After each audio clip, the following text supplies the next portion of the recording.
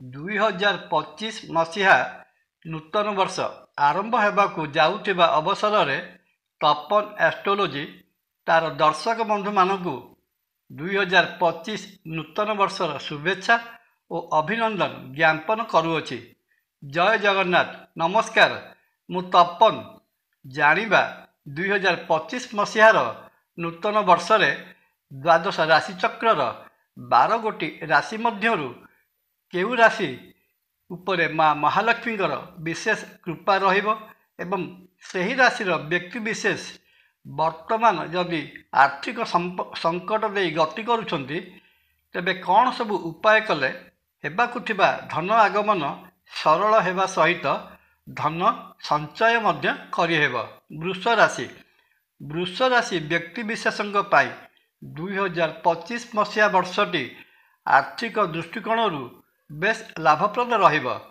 March ମାସ 29 ତାରିଖ ପରେ ଭାଗ୍ୟ ଓ କର୍ମଭାବର ଅଧିପତି ଶନି ମହାଗ୍ରହ ଆୟଭାବ ମୀନ ରାଶିରେ ଅବସ୍ଥାନ କରିବା ଏବଂ ବର୍ତ୍ତମାନ ବୃଷ ରାଶିରେ ଅବସ୍ଥାନ କରୁଥିବା ବୃହସ୍ପତି ମହାଗ୍ରହ ମେ ମାସ 14 ତାରିଖ ପରେ ଦ୍ୱିତୀୟ ସ୍ଥାନ ମିଥୁନ ରାଶିରେ ଅବସ୍ଥାନ କରିବା ବୃଷ ରାଶି ପାଇଁ ବର୍ଷର ପ୍ରଥମ 3 ମାସ ସାମାନ୍ୟ ଧନପ୍ରଦାୟକ ମାସ ହେଉଥିବା ବେଳେ 2025 ମସିହା ବର୍ଷର ଅବଶିଷ୍ଟ 9 ମାସ ଅପ୍ରେଲ ମାସଠାରୁ ବର୍ଷ ଶେଷ ପର୍ଯ୍ୟନ୍ତ ଧନ ଉପାର୍ଜନ ପାଇଁ ବେଶ୍ ପ୍ରଶସ୍ତ ରହିବ। ଆର୍ଥିକ ସମୃଦ୍ଧି ସହିତ ଧନ ସମ୍ପତ୍ତିର ବୃଦ୍ଧି ଘଟିବ। ଜାଗାବାଡ଼ି କିଣିବା ଏବଂ ଘର ତିଆରି ମଧ୍ୟ କରିପାରନ୍ତି।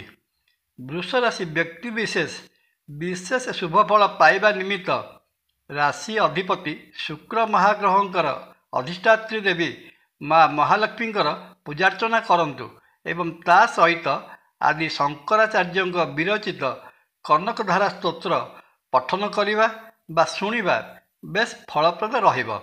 କନ୍ୟା ରାଶି। 2025 ମସିହା ବର୍ଷଟି କନ୍ୟା ରାଶି ବ୍ୟକ୍ତିବିଶେଷଙ୍କ ପାଇଁ ମା ମହାଲକ୍ଷ୍ମୀଙ୍କ ଆଶୀର୍ବାଦ ସହିତ ଆରମ୍ଭ ହେବ। ଭାଗ୍ୟ ଭାବରେ ଅବସ୍ଥାନ କରୁଥିବା ବୃହସ୍ପତି ମହାଗ୍ରହଙ୍କ ପ୍ରଭାବରୁ ବିଭିନ୍ନ ଦିଗରୁ ତଥା ବିଭିନ୍ନ ସ୍ରୋତରୁ ପ୍ରବଳ ଧନ ଉପାର୍ଜନର ସମ୍ଭାବନା ରହିଅଛି।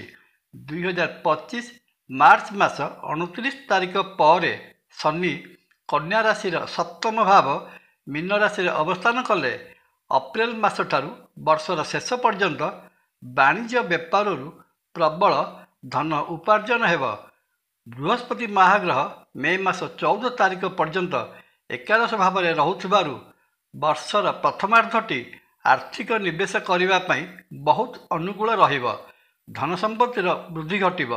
ଦ୍ୱିତୀୟାର୍ଦ୍ଧରେ ଜାଗାବାଡ଼ି ବା ସମ୍ପତ୍ତି ବାଡ଼ି ବା ଘର କିଣିବାର ବହୁତ ସମ୍ଭାବନା। 2025 ମସିହାରେ ଆର୍ଥିକ ଦୃଷ୍ଟିରୁ ସମସ୍ତ ଶୁଭଫଳ ପାଇବା ନିମନ୍ତେ ଲକ୍ଷ୍ମୀ ନାରାୟଣଙ୍କର ପୂଜାର୍ଚ୍ଚନା କରନ୍ତୁ। ପ୍ରତ୍ୟହ ବିଷ୍ଣୁ ସହସ୍ର ନାମ ପଢ଼ନ୍ତୁ। ବିଛା ରାଶି। 2025 ମସିହା ମେ ମାସ 14 ତାରିଖ ପର୍ଯ୍ୟନ୍ତ ବୃହସ୍ପତି ମହାଗ୍ରହଙ୍କର ସପ୍ତମ ସ୍ଥାନରେ ଅବସ୍ଥିତି ଆପଣଙ୍କୁ ବାଣିଜ୍ୟ ବେପାରରୁ ପ୍ରଚୁର ଧନ ଲାଭ କରାଇବ। ବିପୁଳ ଧନ ସମ୍ପତ୍ତିର ଅଧିକାରୀ ହେବେ।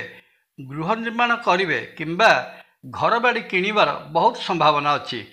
ଯେଉଁମାନେ ସରକାରୀ କଣ୍ଟ୍ରାକ୍ଟ ବା ରିଏଲ ଇଷ୍ଟେଟ୍ ବ୍ୟବସାୟରେ ଅଛନ୍ତି, ସେମାନଙ୍କ ପାଇଁ 2025 ବର୍ଷର ପ୍ରଥମାର୍ଦ୍ଧଟି ମା ମହାଲକ୍ଷ୍ମୀଙ୍କ ଆଶୀର୍ବାଦର ସମୟ ଭଳି ସାବ୍ୟସ୍ତ ହେବ।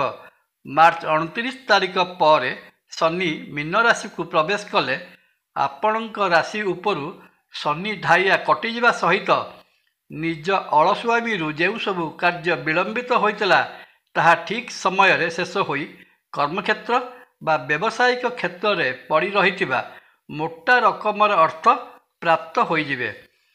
ବିଛା ରାଶି ବ୍ୟକ୍ତି ବିଶେଷ ଶୁଭଫଳ ପାଇବା ନିମନ୍ତେ ପ୍ରଭୁ ଲକ୍ଷ୍ମୀ ନୃସିଂହଙ୍କ ସହିତ ମହାବୀର ହନୁମାନଙ୍କର ପୂଜାର୍ଚ୍ଚନା କରନ୍ତୁ ଏବଂ ହନୁମାନ ଚାଳିସା ପଠନ ବା ଶ୍ରବଣ କରନ୍ତୁ। ମକର ରାଶି। ବର୍ତ୍ତମାନ ବୃହସ୍ପତି ପଞ୍ଚମ ଭାବରେ ଏବଂ ଶନି ମହାଗ୍ରହ ଦ୍ୱିତୀୟ ଭାବରେ ଅବସ୍ଥାନ କରୁଥିବାରୁ 2025 ମସିହାର ଆଗମନ ଆପଣଙ୍କ ପାଇଁ ଧନାଗମର ସମୟ ସହିତ ଆରମ୍ଭ ହେବ। ଶନି ମାର୍ଚ୍ଚ 29 ତାରିଖ ପରେ ତୃତୀୟ ଭାବ ମୀନ ରାଶିରେ ପ୍ରବେଶ କଲେ ନିଜ ସାମର୍ଥ୍ୟରୁ ନୂତନ ବାଣିଜ୍ୟ ବେପାର କରିପାରିବେ। ଧନ ନିବେଶ ପାଇଁ ବର୍ଷର ପ୍ରଥମାର୍ଦ୍ଧଟି ବେଶ୍ ଅନୁକୂଳ ରହିବ। ସମ୍ପତ୍ତି ବାଡ଼ି କିଣିବେ। ଆର୍ଥିକ ନିବେଶରୁ ବଡ଼ ଫାଇଦା ମିଳିବ। ମେ ମାସ 14 ତାରିଖ ପରେ ବୃହସ୍ପତି ଷଷ୍ଠ ଭାବ ମିଥୁନ ରାଶିକୁ ପ୍ରବେଶ କଲେ ଚାକିରିରେ ପ୍ରମୋସନ୍ ମିଳିବାର ବହୁତ ସମ୍ଭାବନା, କିନ୍ତୁ ବ୍ୟବସାୟୀ ଲୋକଙ୍କ ପାଇଁ ଆର୍ଥିକ ସ୍ରୋତ ପ୍ରବାହର ଧାରା ଟିକିଏ କମ୍ ହେବ।